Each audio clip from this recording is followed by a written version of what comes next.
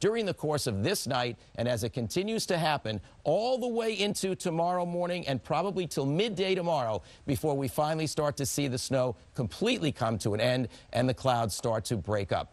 Estimating 1 to 2 feet of snow when all is said and done for most of our area. The total amounts will be somewhat less as you increase your distance on down towards southeastern Mass, the Cape, and the islands. And Mike's along in a few minutes. He has many more aspects of the storm as well. Ed and Bianca? Harvey, let me just ask you a question. Yes. That rain snow line, yes or no, is it going to move into Boston?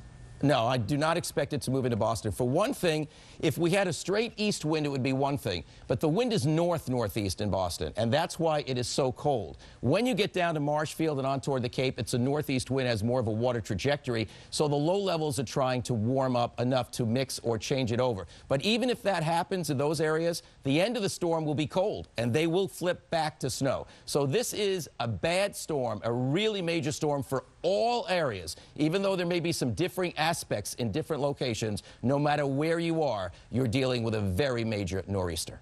City will not be spared. In fact, most of us will not be spared as we go into the evening hours with these heavy snow bands approaching. And even on the coast, there's a big concern not only about the snow, about the flooding, the potential for flooding there. And that's where Sean Kelly is. He's along the coast in Gloucester tonight. And Sean, I have to tell you, your picture has deteriorated with time, so I can only assume the storm is getting stronger and stronger. Yeah, the visibility has gone, I would say, way down within the last couple of hours or so. I'm trying to figure out what this is that's coming our way. It looks like a very small plow. There's about 75 of them out there tonight.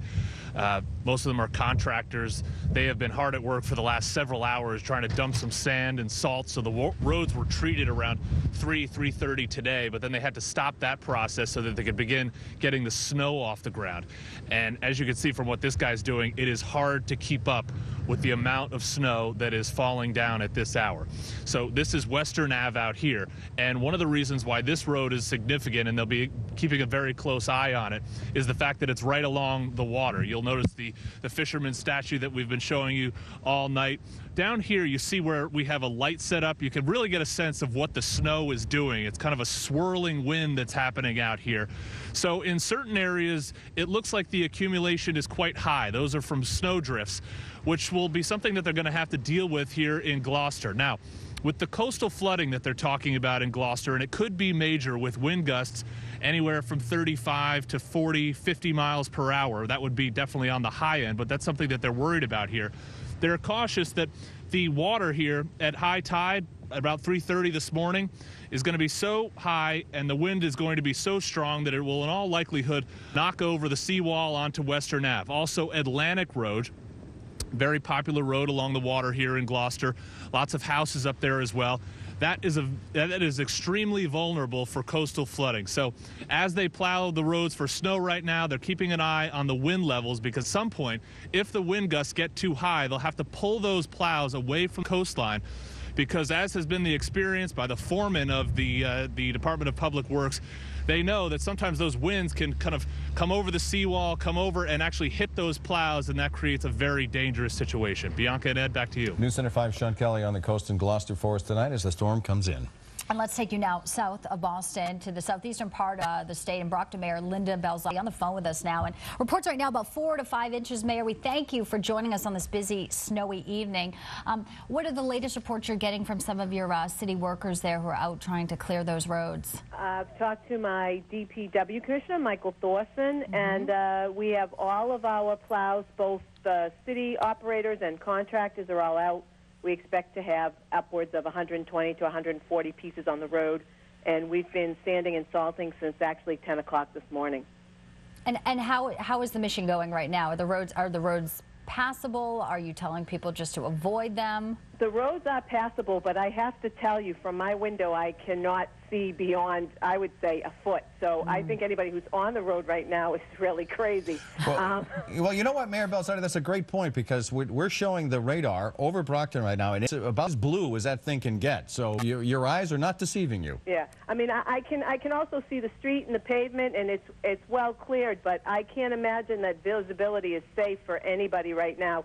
We asked people to stay off the roads, to allow us to clean them. And we do have our snow emergency parking ban in effect, and our downtown parking garage is open for those who need it. But I've been encouraging people all day via Facebook and website, et cetera, to stay off the road. Mayor Linda Belzotti of Brockton, thank you so much for your time. Mike Wonkum can you just put Mike Wonkum's microphone on, if you would, please, and go back to that Storm Team 5 radar. Now, there's...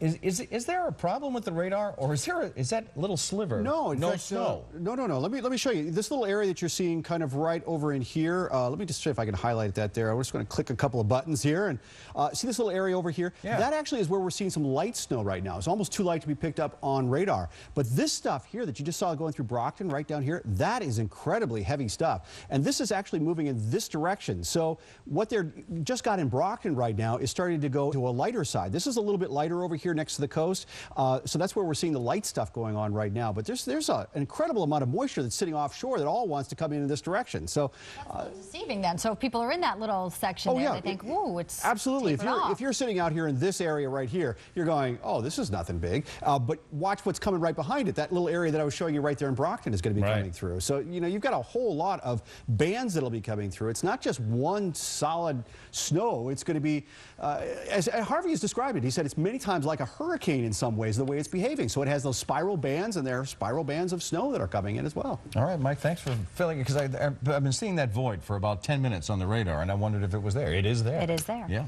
And we are here, and we're glad you're with us. Stay with News Center 5 throughout the evening. We are on until midnight. We're going to take a quick break here, but as we hit the break, this is a live look there. Yes, the Bass Pike, and the winds are whipping, that camera blowing around. Take it easy, but you are being urged to stay home as we are under a blizzard warning this evening. Did you know the most popular match